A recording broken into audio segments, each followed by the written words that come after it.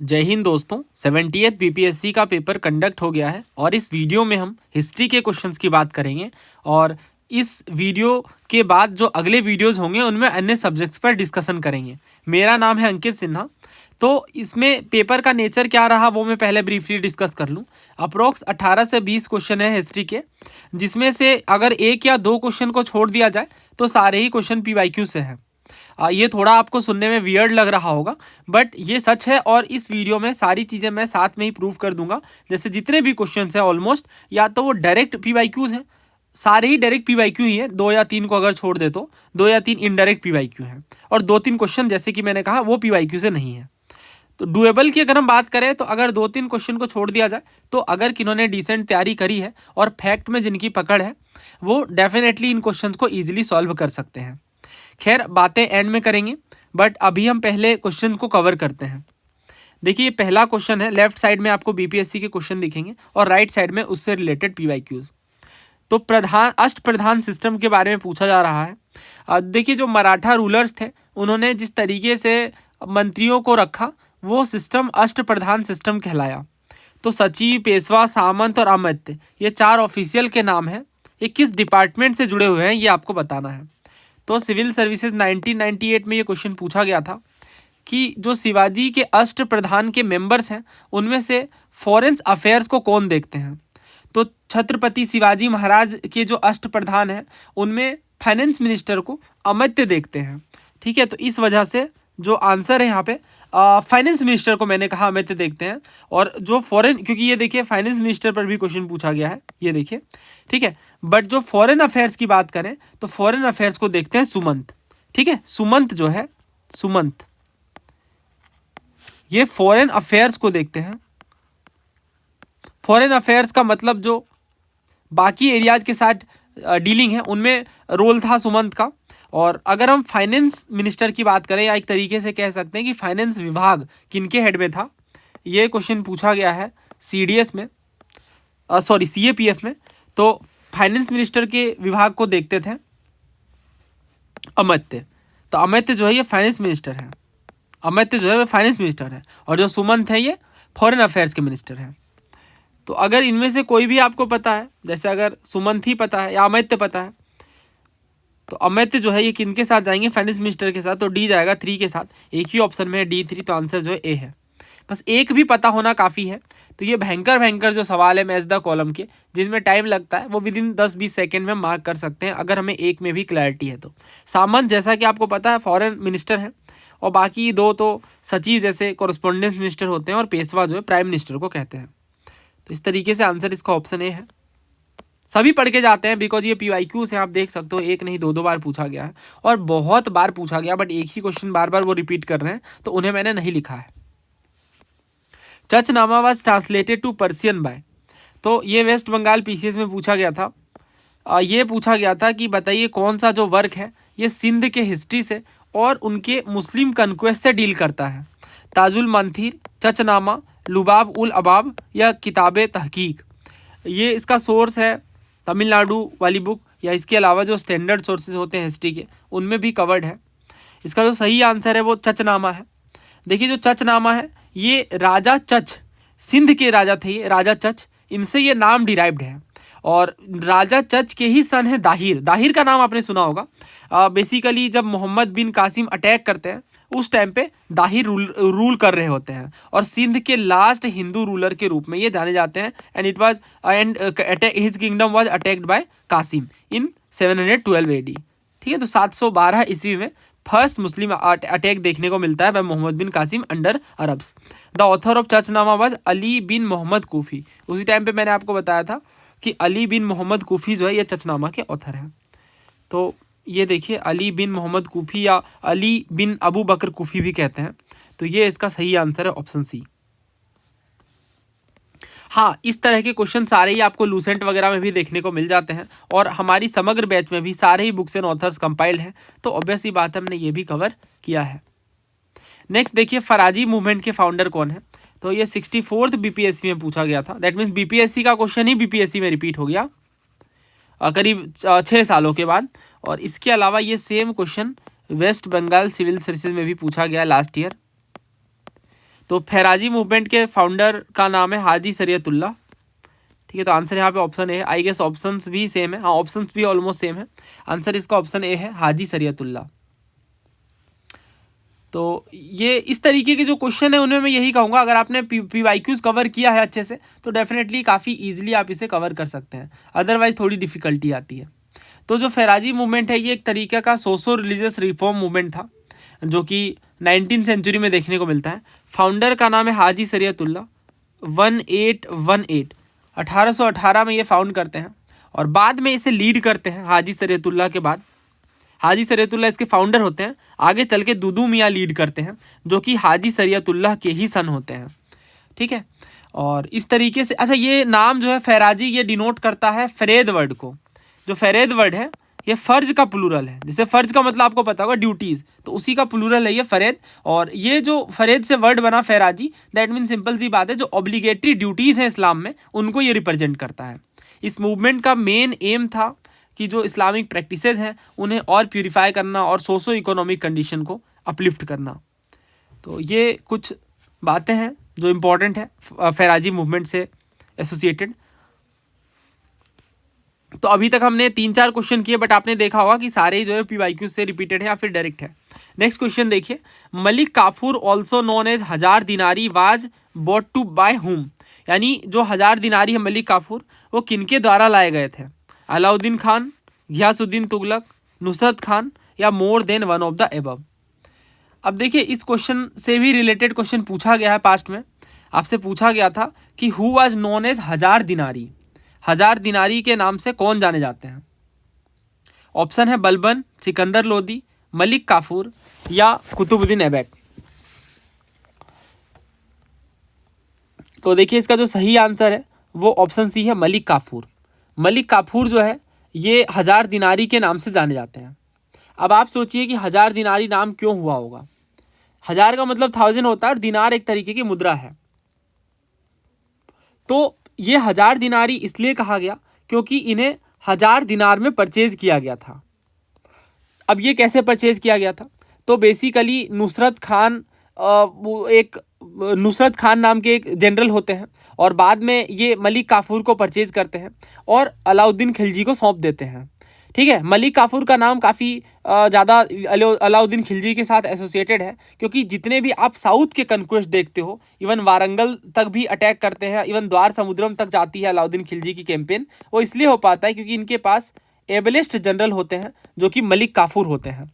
ठीक है, और मलिक काफूर जैसे मैंने बताया 1000 दिनार में इन्हें परचेज किया जाता है बाय हिज ओल्डर मास्टर जिनका नाम है नुसरत खान, और इस तरीके से ये नाम पड़ता है 1000 दिनारी। तो ये भी है हर बुक में, जो भी स्टैंडर्ड सोर्सेज हैं उनमें कवर्ड है, देखने को मिल जाएगा आपको ये। ठीक है, और नुसरत खान खुद कौन है? तो नुसरत खान खुद ही एक जनरल ही है अलाउद्दीन खिलजी के। जनरल का मतलब वही है कि आर्मी वगैरह को लीड करने का काम ये करते हैं। ठीक है, तो इस वजह से अच्छा एक बात और मैं बताऊं कि जितने भी डेक्कन के कैंपेन्स आप देखते हो अलाउद्दीन खिलजी के, डेक्कन के जो कैंपेन्स है वो काफ़ी सक्सेसफुल रहे, बहुत ही साउथ तक खिलजी डायनेस्टी के अलाउद्दीन खिलजी जा पाते हैं। इसके पीछे का रीजन मलिक काफूर रहते हैं। नाउ नेक्स्ट क्वेश्चन देखिए, who wrote new lamps for the old. तो ये BPSC में ही पूछा गया है। New lamps for old was a series of articles that criticized the Congress for being out of touch with the proletariat. Who was the author of this article? देखिए new lamps for the old क्या है? एक articles की series रहती है जो कांग्रेस की निंदा करती है, कांग्रेस को क्रिटिसाइज करती है बिकॉज ये प्रोलेटेरिएट के साथ टच में नहीं होते हैं। अब देखिए समाज में अलग अलग तरीके से आप कह लो डिवाइडेड थे, कुछ वर्ग जो है वो अमीर है, कुछ लोग उतने अफोर्ड नहीं कर पा रहे थे चीज़ें। तो खास तौर से जो प्रोलेटेरिएट क्लास थे उनसे एक लिंक टूट गया था कांग्रेस का एक टाइम के बाद। और ये देखिए टाइम पीरियड भी कौन सा है, 1893 से लेकर 1894 का। तो उस टाइम पे खास तौर से 1870s के बाद हम देखते हैं कि जमींदारी क्लास का इन्फ्लुएंस होता है कांग्रेस में, और ये बात बहुत सारे लीडर्स को अच्छी नहीं लगती है बिकॉज ये मासेस से लिंक नहीं कर पा रहे थे। मासेस का मतलब आम जनता खुद को कनेक्टेड नहीं फील करती थी। तो इसी से related new lamps for the old लिखा गया, और new lamps for the old के ऑथर के बारे में हमसे पूछा जा रहा है। पहले आप अटेम्प्ट करिए, मैं चाहूँगा कि आप पहले हर क्वेश्चन अटेम्प्ट करें, इससे क्या होगा कि एक आपकी भी प्रैक्टिस बनी रहेगी। तो उम्मीद है आपने अटेम्प्ट किया होगा। अच्छा, एक चीज़ और, आप गौर करिए हर एक क्वेश्चन में कि ये किस तरीके से पूछ रहे हैं। या तो ये पीवाईक्यूज को डायरेक्ट रिपीट कर रहे हैं वर्बैटिम तरीके से, या बहुत बार हम देख रहे हैं कि ये पीवाईक्यूज में कुछ तो चेंजेस कर रहे हैं। जैसे यही जो क्वेश्चन है, इसमें आपसे थोड़ा लॉन्ग करके पूछा गया था, कुछ बातें बताई गई थी, देन उसके बारे में पूछा गया था, बट यहाँ पे डायरेक्ट पूछ लिया गया है। ठीक है, वैसे इसका आंसर है ऑप्शन बी, अरविंदो घोष। और ये जो बुक्स एंड ऑथर्स वाला सेक्शन है जो हमने भी कवर किया, जैसा मैंने बताया समग्र बैच में, इसके अलावा यूट्यूब पे भी हमने कवर किया है, और ये आपको जो भी बुक्स हैं स्टैंडर्ड सोर्सेज वगैरह उनमें कवर्ड मिल जाएगा। नेक्स्ट देखिए, Ramakrishna Mission was founded by. अब ये सब क्वेश्चन क्या ही एक्सप्लेन करने की नीड है, आप ही बताइए, है ना, सभी को पता होते हैं, सभी ने ये पढ़ा है, और ये हमने समग्र बैच में भी कवर किया है। रामकृष्ण मूवमेंट के बारे में, रामकृष्ण परमहंस की टीचिंग पर ये बेस्ड है। और इस तरीके से स्वामी विवेकानंद जी ने जब ये फाउंड किया 1897 में, हेडक्वार्टर कहाँ है, बेलूर नियर कोलकाता।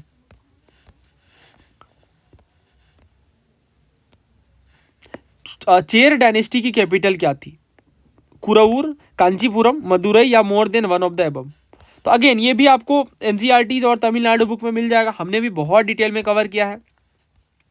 ये देखिए एक पूरी फाइल थी इस तरीके से, क्रैश कोर्स के नाम से मैंने एंशिएंट हिस्ट्री करवाया था, उसमें हमने सब कुछ डिस्कस किया है। ठीक है, ये देखिए the three early kingdom, the Pandya, the Cholas and Cheras, तो एक एक करके सभी के कैपिटल के बारे में डिस्कस किया, इनका कौन सा एरिया था वो सब हमने देखा। और इसके बाद ये मैप के साथ मैंने कवर करवाया है, बिकॉज मैप से चीज़ें और याद रहती हैं। इवन एक एक रूलर का नाम डायरेक्ट पूछते हैं कि बताइए नेदुन जेलियान जो ये किस डायनेस्टी के रूलर है, ऑप्शन देंगे पांडे, चोल, चेर, इस तरीके से ऑप्शन आपको 4 दे दिए जाएंगे।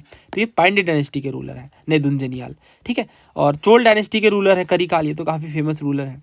चोलाज की प्रोविंशियल एडमिनिस्ट्रेशन कैसी थी, तो इसमें जो किस तरीके से वर्गीकरण था, ये सब चीज़ें भी हमने कवर की हैं। खैर हम अपने क्वेश्चन की ओर आते हैं।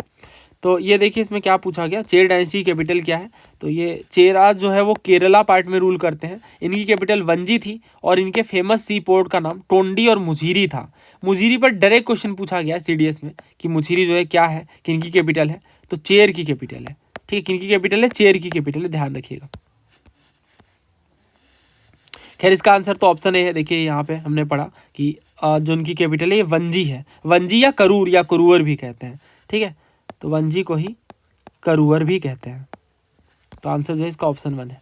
नेक्स्ट देखिए, who gave the slogan do और डाई एंड व्हेन, तो ये तो सिविल सर्विसेज का ही पीवाईक्यू है कि डू और डाई जो है किन से एसोसिएटेड है, कई बार हमने ये डिस्कस किया है। करो या मरो का नारा किन्होंने दिया, तो गांधी जी ने दिया है ये।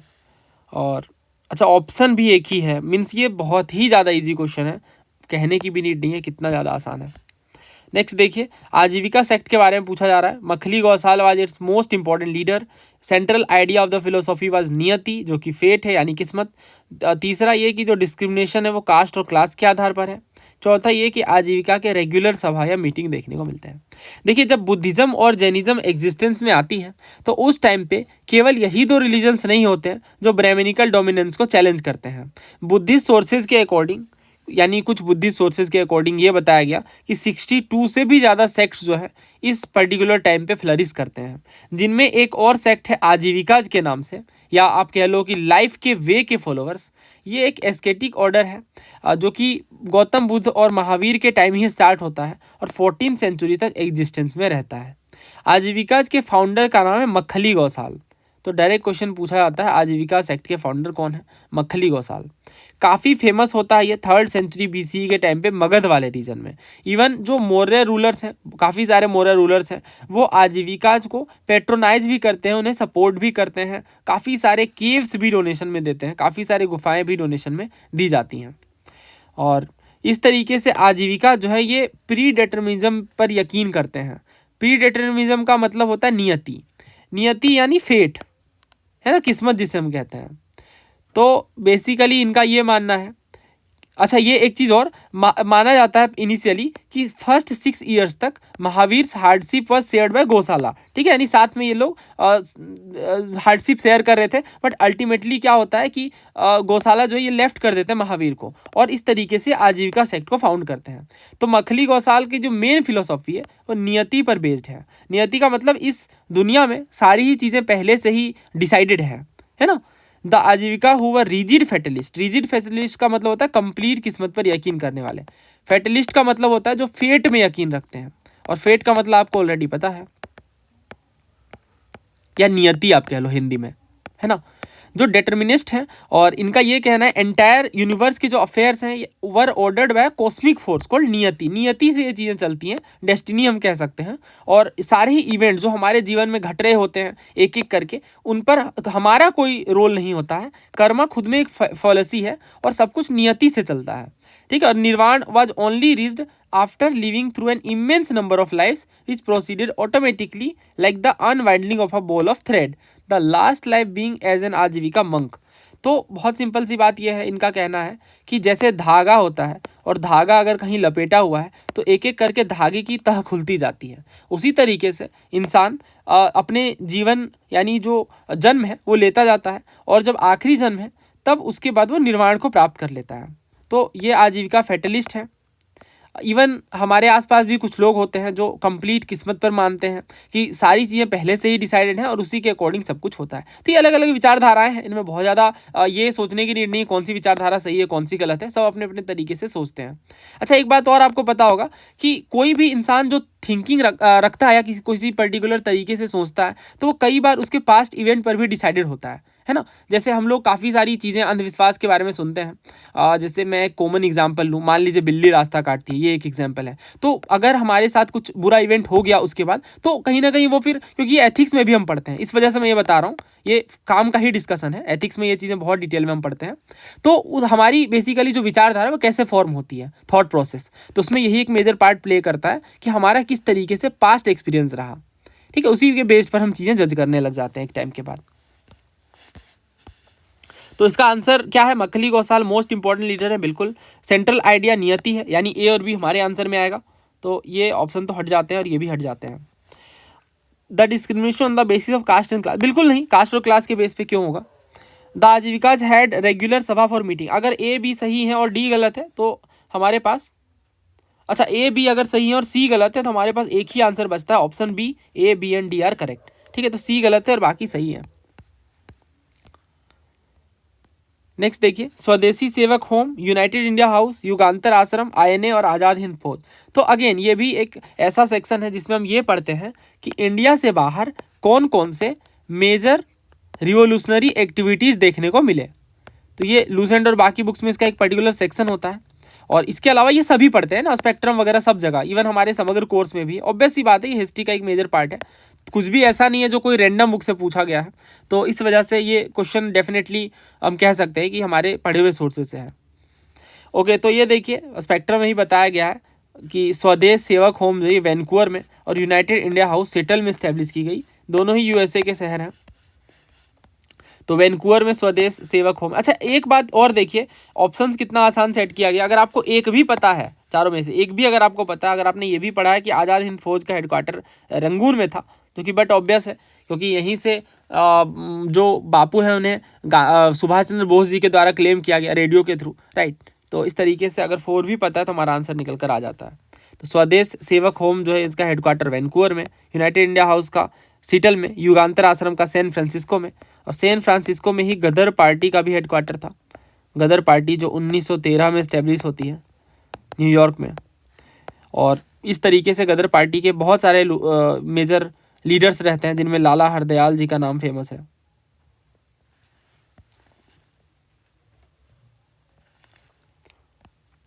ठीक है, तो ये भी क्वेश्चन आप कह सकते हो कि हाँ सोर्सेस से ही है। नेक्स्ट देखिए, डायरेक्ट एक्शन डे जो है ये मुस्लिम लीग ने कब ऑब्जर्व किया। तो याद करिए, मैंने आपको एक वीडियो दी थी बीपीएससी के रिगार्डिंग ही, खास तौर से ये वीडियो थी जिसमें हमने 69 बीपीएससी के क्वेश्चन को डिस्कस किया था। हाँ, ये वाली है, ये देखिए 69 बीपीएससी के क्वेश्चन हमने एनालिसिस कवर किए थे। उस टाइम पे ही मैंने आपको कुछ क्वेश्चन करवाए थे, जिनमें से एक क्वेश्चन ये था, कौन सा, ये वाला, कि इंडियन फ्रीडम स्ट्रगल में कौन कौन से इवेंट का क्रोनोलॉजिकल ऑर्डर क्या रहा। होम रूल मूवमेंट, सूरत स्प्लिट, खेड़ा सत्याग्रह, मार्ले मिंटो रिफॉर्म। इस क्वेश्चन के साथ मैंने आपको एक क्वेश्चन प्रैक्टिस में करवाया था जो कि सीडीपीओ का था, जो कि किसका था, सीडीपीओ के पेपर का था, बीपीएससी का ही, और इसमें भी क्रोनोलॉजिकल ऑर्डर पर ही पूछा गया था। Muslim deliverance day, direct action day, resignation of Congress ministry. तो एक एक डेट मैंने यहाँ लिख लिख के आपको पढ़ाया था। देखिए डायरेक्ट एक्शन डे जो है ये 16 अगस्त 1946, 16 अगस्त 1946 को जो है ये देखने को मिलता है। ठीक है, इसका मैंने पूरा रीज़न बताया था कि आखिर डायरेक्ट एक्शन डे क्यों मनाया गया या क्यों स्टार्ट किया गया।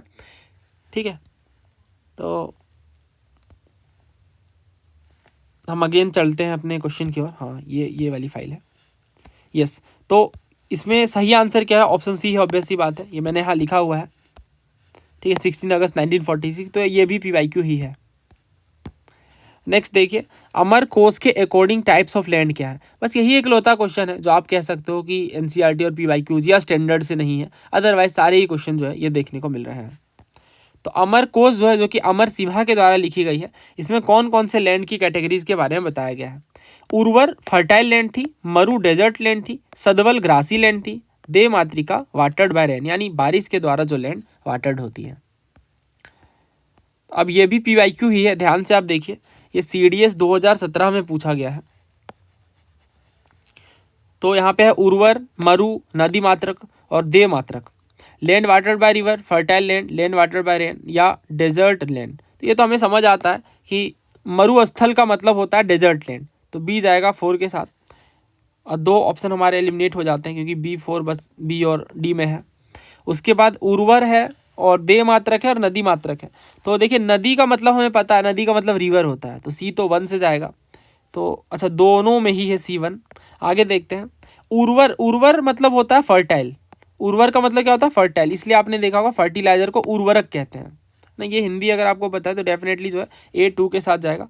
अच्छा, A2 किस किस ऑप्शन में है? B एलिमिनेट हो जा रहा है क्योंकि A और C तो पहले ही एलिमिनेट हो चुके हैं, तो हमारा बस केवल एक ही ऑप्शन बच रहा है, ऑप्शन D। यानी उर्वर का मतलब है फर्टाइल लैंड, मरु का मतलब है डेजर्ट लैंड, नदी मात्रक का मतलब है जो नदी के द्वारा जिन लैंड को सींचा जाता है और जिनमें पानी डाला जाता है नदी के द्वारा, और दे मात्रक का मतलब होता है लैंड वाटर्ड बाय रेन। देखिए रेन में जब रेन के थ्रू जब वाटरिंग हो रही है किसी लैंड की, तो वो दे मात्रक है। क्यों? क्योंकि ऑब्वियस ही बात है, जो बारिश होती है उन्हें देव से यानी भगवान से एसोसिएट किया जाता है ना। तो 2 4 1 3 यहाँ पे करेक्ट है। अब अगर ये हमने किया तो डेफिनेटली उर्वर का मतलब फर्टाइल है, मरु का मतलब डेजर्ट है और दे मात्रक मतलब वाटर्ड बाय रेन है। तो A, B एंड D अगर हमारे आंसर में शामिल है तो एक ही आंसर हमारा बचता है, ऑप्शन D, यानी मोर than one of the above. तो सदवल क्या ग्रासी है ये चेक कर लेते हैं।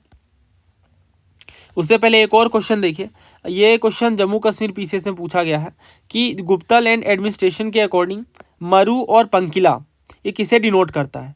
तो ऑब्वियस सी बात है, ये लैंड मेजरमेंट यूनिट को नहीं डिनोट करता है। लैंड मेजरमेंट का मतलब होता है जमीन को नापना, जैसे यार्ड, गज या इस तरीके से स्क्वायर फीट के अकॉर्डिंग हम मेजर करते हैं लैंड को।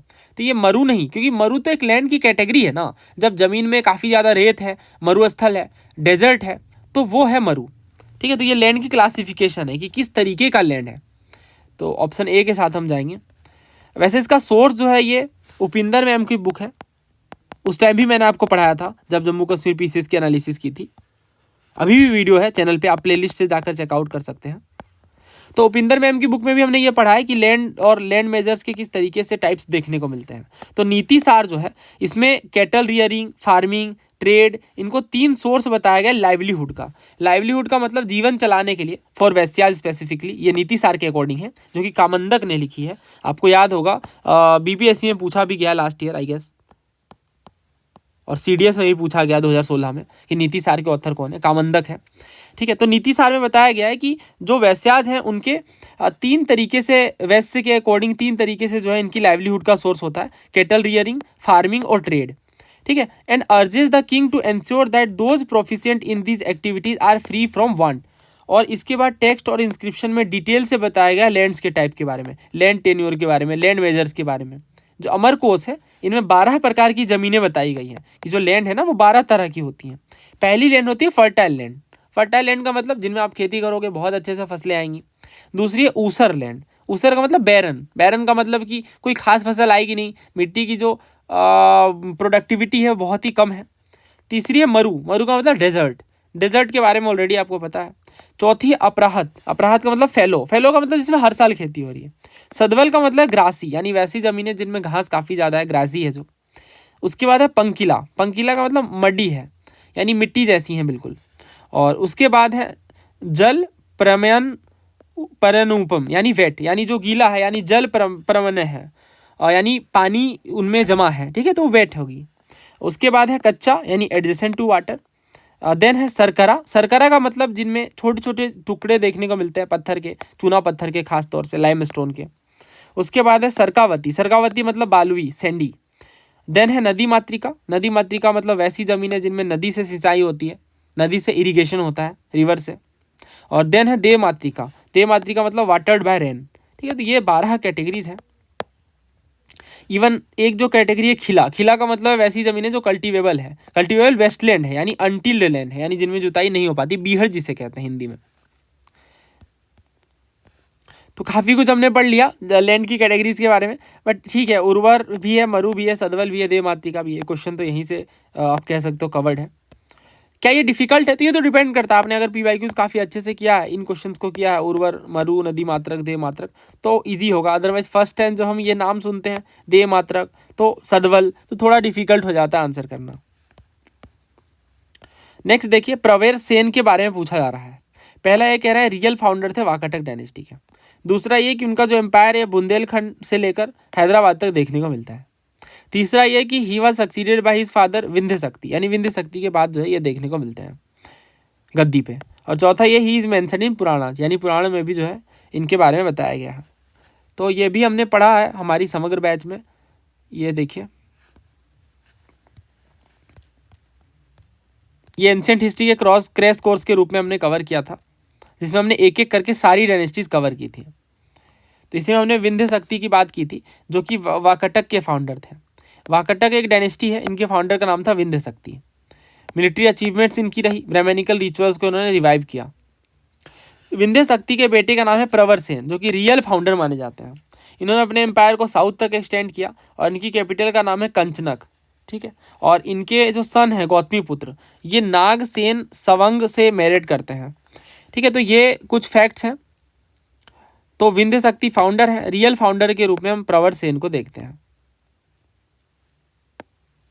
नाउ अगेन, तो रियल फाउंडर कहा गया है, तो हाँ हम कह सकते हैं ये रियल फाउंडर के रूप में है। His empire extended from Bundelkhand to Hyderabad in south. तो ये हमने पढ़ा कि ये अपने एम्पायर को जो है ये एक्सटेंड भी करते हैं साउथ तक, है ना। तो दूसरा भी सही है। He was succeeded by his father Vindhya शक्ति। हाँ, विंध्य शक्ति फर्स्ट के बाद ही आते हैं। और चौथा ये कि ही इज मेंशन इन पुराण, तो ये बात भी सही है। तो ये देखिए वाकाटक डायनेस्टी के बारे में जो हमने पढ़ा था, तो उस टाइम पे हमने देखा कि जो वाकाटक्स हैं ये नॉर्दर्न महाराष्ट्र और विदर्भ रीजन में है। सातवाहन के सक्सेसर हैं, गुप्ता डायनेस्टी के कंटेम्पररी हैं। विंध्यक कहा जाता है इन्हें पुराणों में। और इसके हाँ ये देखिए पुराणों में विंध्यक कहा जाता है ना, तो यही पूछ रहे हैं कि क्या मेंशन है या नहीं पुराणों में, तो बिल्कुल है। तो इस तरीके से ए बी सी और डी सारे ही आंसर होने चाहिए। तो यहाँ पे हम डी के साथ जा सकते हैं, मोर than one of the above. अब मैं पहले ही बता दूं ये ऑफिशियल की नहीं है, तो इसमें दो आंसर्स पॉसिबल हो सकते हैं, या तो सी या फिर डी। रीज़न बता देता हूँ। देखिए ये जो वर्ड है ना रियल फाउंडर, ये सारा खेल है। बिकॉज जब हम फाउंडर देखते हैं तो डेफिनेटली ये नाम आता है, प्रवर सेन का नहीं आता है नाम, ठीक है। उस टाइम पे इनके फादर विंध्य शक्ति का नाम आता है, ठीक है, फाउंडर में। लेकिन जब रियल फाउंडर के रूप में देखते हैं तब प्रवर सेन का नाम आता है। बट वही बात है कि ये कन्फ्यूजन हमेशा क्रिएट रहती ही है, तो ये किस तरीके से इंटरप्रेट किया जाएगा, है ना। आई होप आप समझ गए होंगे मैं क्या कहना चाह रहा हूँ। ये तो किस तरीके से इंटरप्रेट किया जाएगा। अगर प्रवर सेन को हम देखें तो ये विंध्य शक्ति के बेटे हैं, और प्रवर सेन इकलौते रूलर हैं वाकाटक डायनेस्टी के जिन्होंने प्रॉपर तरीके से रूलरशिप को एक्सेप्ट करा, ठीक है। तो इस तरीके से हम इन्हें रियल फाउंडर कहते हैं। बट फाउंडिंग जो बेस है, जो शुरुआत है, वो विंध्य शक्ति नहीं कर दी थी। तो इस तरीके से दोनों फैक्ट आपस में इंटरलिंक्ड है, और ये दोनों में डिफरेंस है कि फाउंडर जो है विंध्य शक्ति है और जो रियल फाउंडर है ये प्रवर सेन है। खैर हम आगे बढ़ते हैं। ये न्यूज़पेपर्स के नाम है और ये एडिटर हैं। अब ये भी बहुत आसान सवाल है। अगर आपने कोई भी क्वेश्चन किया है इसमें से, या तो आपने CDS का भी क्वेश्चन कवर किया है जिसमें न्यूज़पेपर के बारे में पूछा गया है। इसमें कौन कौन से न्यूज़पेपर के नाम है? नवजीवन, मराठा, बंगाली और वॉइस ऑफ इंडिया। तो नवजीवन महात्मा गांधी की न्यूज़पेपर है, हाँ ये बात बिल्कुल सही है। नवजीवन जो है ये गांधी जी की न्यूज़पेपर का नाम है। उसके बाद महरत्ता है बाल गंगाधर तिलक, हाँ ये भी सही है। मराठा और केसरी ये दो अखबार बाल गंगाधर तिलक जी के द्वारा निकाले गए। बंगाली सुरेंद्र नाथ बनर्जी, ये भी सही है। बंगाली न्यूज़पेपर के जो एडिटर हैं ये सुरेंद्र नाथ बनर्जी हैं। वॉइस ऑफ इंडिया ये गलत है। Voice of India Gopal Krishna Gokhale नहीं है। बल्कि वॉइस ऑफ इंडिया के जो फाउंडर हैं ये दादा भाई नौरोजी हैं। ठीक है, दादा भाई नौरोजी। इस तरीके से जो चौथा है वो गलत है। और अगर हमें पता है कि वॉइस ऑफ इंडिया जो है ये दादा भाई नौरोजी जी के, तो 3B के साथ है, बस एक लौता ऑप्शन है, नहीं 2 ऑप्शन है जो 3 जिनमें भी है। बट अगर हमें ये पता है कि बंगाली न्यूज़पेपर के फाउंडर हैं सुरेंद्र नाथ बनर्जी, तो डेफिनेटली बस एक के थ्रू हम आंसर पता कर सकते हैं, क्योंकि 4C में बस एक ही ऑप्शन में है ना, बस एक ही ऑप्शन में 4C। तो आंसर क्या है इसका? Option B. ऑप्शन बी है। अब सारे ही मैच कर लेते हैं।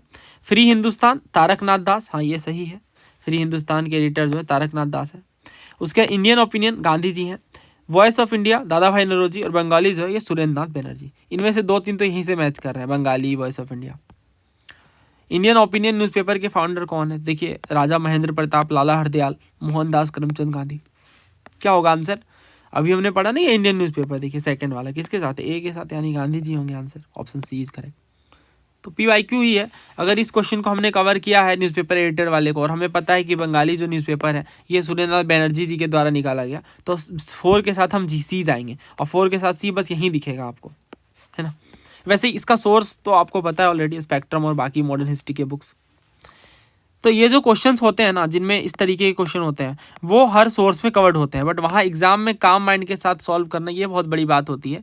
तो कोई भी क्वेश्चन आसान हो या हार्ड हो, ये हम एग्जाम के बाहर बैठकर नहीं कह सकते हैं। ठीक है, एग्जाम हॉल में अपीयर करने के बाद बहुत सारे सिचुएशन, 1000 तरह के कंडीशन होते हैं जो एक तरीके से फैक्टर के रूप में देखे जाते हैं किसी भी पेपर के लेवल को। तो लेवल पर मैं कमेंट करता ही नहीं हूँ, ये बहुत ही ज़्यादा पर्सनल लेवल की चीज़ है। आप पर्सनली उस पेपर को किस तरीके से देखते हो।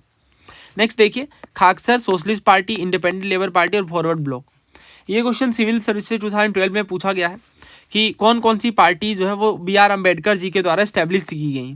ऑप्शन स्टेटमेंट्स हैं: peasants and the worker party, all India schedule caste federation, independent labour party. तो देखिए पहला गलत है और बाकी दोनों बिल्कुल सही है। All India schedule caste federation और इंडिपेंडेंट लेबर पार्टी, ये दोनों अम्बेडकर जी के द्वारा निकाले गए। तो आंसर क्या है? Option B.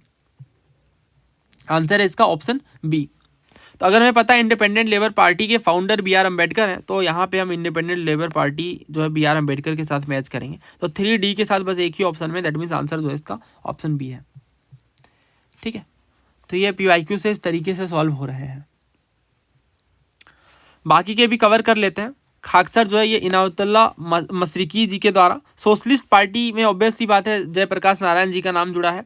और इसके बाद जो फॉरवर्ड ब्लॉक है ये सुभाष चंद्र बोस जी से एसोसिएटेड है। ये भी बहुत बार पूछा गया है पेपर में कि फॉरवर्ड ब्लॉक जो है किन से एसोसिएटेड है, फॉरवर्ड ब्लॉक के फाउंडर कौन है। तो फॉरवर्ड ब्लॉक जो है ये शुरू किया गया सुभाष चंद्र बोस जी के द्वारा। ठीक है, कुछ इसमें हाँ सारी चीज़ें तो कवर्ड हो ही गई हैं। नेक्स्ट देखिए, हरियंक वंश के फाउंडर कौन है। तो अगेन ये यूट्यूब पे भी पढ़ाया है मैंने, ये देखिए फैसेट्स ऑफ UPSC चैनल पे आपको देखने को मिल जाएगा, 2 साल पुरानी वीडियो है। हरियंक डायनेस्टी के फाउंडर कौन है? तो founder probably the grand founder of Bimbisara, but ये जो एक्चुअल फॉर्मेशन है बिम्बिसार ही फाउंड करते हैं। ठीक है, तो फाउंडर कौन है हरियंक वंश के? बिम्बिसार। तो आंसर जो ऑप्शन ए के साथ जाएंगे। नेक्स्ट देखिए, during the quit India movement parallel national government was establish eight many places, which of the following is not correctly match. तो क्विट इंडिया मूवमेंट के टाइम पे क्या हुआ कि बहुत सारे जगहों पे पैरेलल गवर्नमेंट इस्टेब्लिश होना शुरू हो गई, यानी कुछ लोकल लीडर जो है ये अपने ही तौर पर एक गवर्नमेंट को क्रिएट कर रहे थे, जिनमें जो सबसे फेमस हुई वो हुई प्रति सरकार और जातीय सरकार।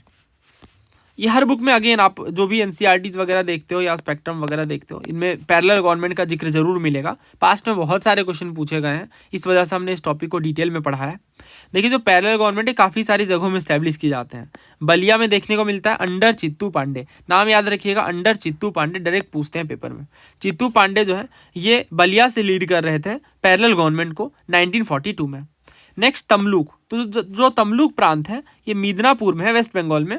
जातीय Sarkar undertook cyclone relief work, sanctioned grants to schools, supplied paddy from the rich to the poor, organised Vidyut Vahini etcetera.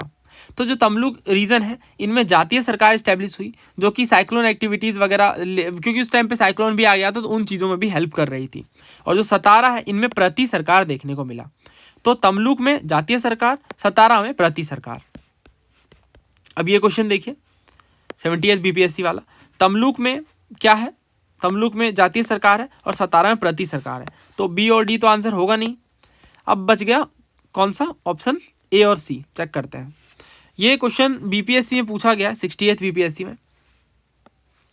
During the freedom struggle a parallel movement launched in the Indian state in the states ruled by the Indian ruler such as Kashmir, Nizam, Hyderabad, Travancore etcetera. यानी freedom struggle के दौरान parallel movement Indian states में launch की गई, किस नाम से? Swaraj movement, state peoples movement, Prajamandal movement या more than one of the above. देखिए इसका आंसर है ऑप्शन 3, प्रजामंडल मूवमेंट जो है ये एस्टेब्लिश की जाती है, जो एक तरीके की पैरेलल गवर्नमेंट होती है। अब ये देखिए पूछा गया कि किस ईयर में जातीय सरकार फॉर्म्ड होता है मिदनापुर डिस्ट्रिक्ट में, तो ये 1942 के टाइम पे, 1942 के टाइम पे जब भारत छोड़ो आंदोलन चल रहा होता है, जब क्विट इंडिया मूवमेंट चल रहा होता है, उस टाइम पे ये पैरेलल गवर्नमेंट स्टैब्लिश की जाती है। तो आंसर क्या है? Option D. नेक्स्ट देखिए 1943 में young leader from which one of the following district of Maharashtra set up a parallel group, जातीय सरकार विद वॉलंटियर कॉर्प्स यानी सेवा दल एंड विलेज यूनिट यानी तूफान दल। तो महाराष्ट्र में जो है खास तौर से सतारा में पैरेलल गवर्नमेंट स्टैब्लिश की जाती है 1942-93 के बीच, 42-43 के बीच। इसमें जो यंग लीडर्स हैं ये अपने ही डिस्ट्रिक्ट में पैरेलल ग्रुप या पैरेलल मूवमेंट को लीड करते हैं, ठीक है, सतारा से। और ये CDS का क्वेश्चन है। तो आपने देखा होगा बहुत सारे क्वेश्चन जो है रिपीटेड पूछे गए। वैसे अगर हमें ये पता है कि हाँ जो प्रजामंडल मूवमेंट है ये एक तरीके का पैरेलल मूवमेंट था, तो ये डेफिनेटली जो प्रजा मूवमेंट है या प्रजामंडल है ये तालचर उड़ीसा के साथ हम जा सकते हैं, क्योंकि यहाँ साफ तौर से वही पूछा गया है। बहुत सारे एरियाज़ में जिनमें कश्मीर है, निजाम हैदराबाद है, ट्रेवनकोर है, इनमें भी पैरेलल मूवमेंट देखने को मिल रहे थे। और जो ओवरऑल पैरेलल मूवमेंट का नाम था वो प्रजामंडल था। अच्छा, नाम से आप समझ सकते हो प्रजा का मतलब जनता होता है, तो एक तरीके से प्रजामंडल का मतलब है कि जनता के द्वारा लीड किया जा रहा है।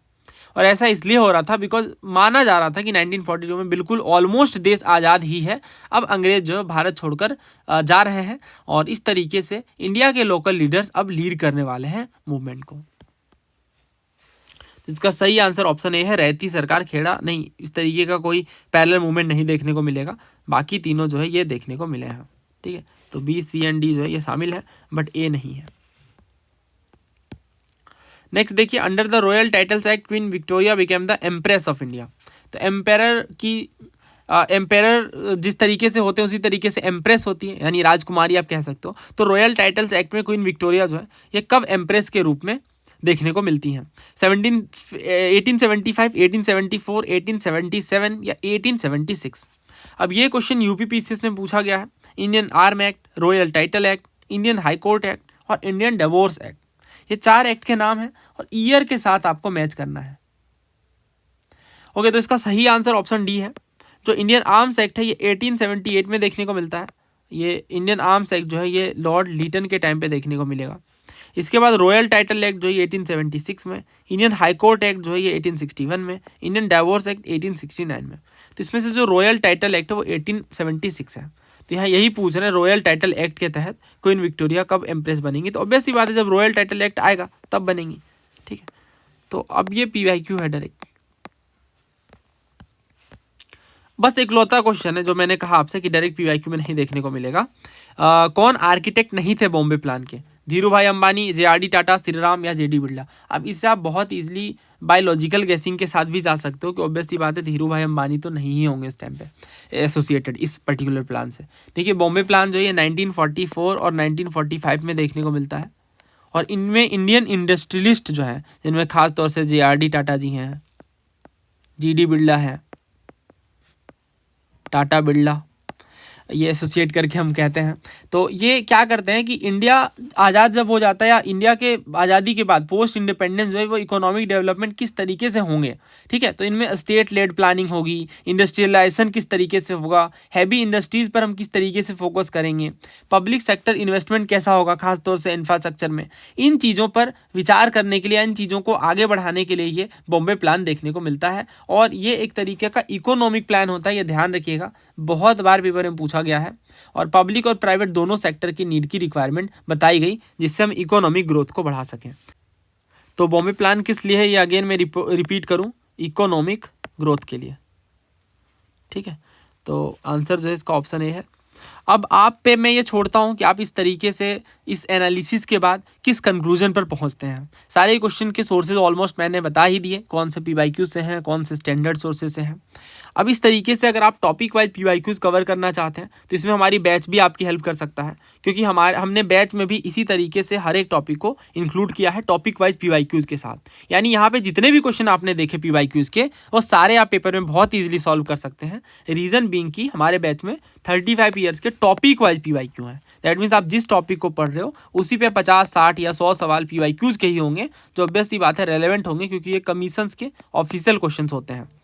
और इस तरीके से ये कोर्स के ज़्यादा डिटेल्स के बारे में जानने के लिए आप इस नंबर पर व्हाट्सएप या टेलीग्राम यूज कर सकते हैं। लिंक भी है, लिंक से भी जाकर आप डायरेक्टली डिस्कस कर सकते हैं। और उसके बाद एनरोलमेंट बहुत सिंपल प्रोसेस के थ्रू होता है।